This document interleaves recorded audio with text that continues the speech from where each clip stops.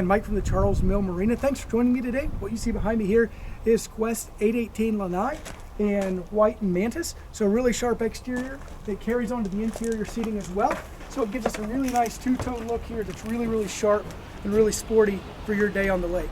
So let's go a little bit further back here. We'll take a look at the helm here. We do have a cell phone holder and a Clarion Bluetooth speaker, as well as a charging port for your phone. So if you want to make sure that you get the music you want on there, it's a really nice option. We also have storage under all the seats to keep those life jackets and all those things that you have fun with on your day at the lake.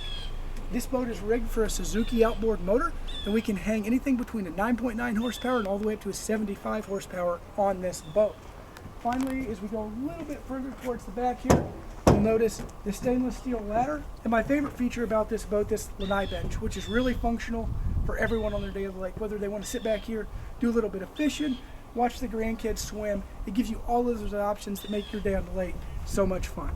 So with anything we do here at the Charles Mill Marina, we're going to make sure you have a full mooring cover, an on-water lesson, delivery anywhere in the state of Ohio, and we're going to take care of the safety equipment to make sure your day on the lake's safe.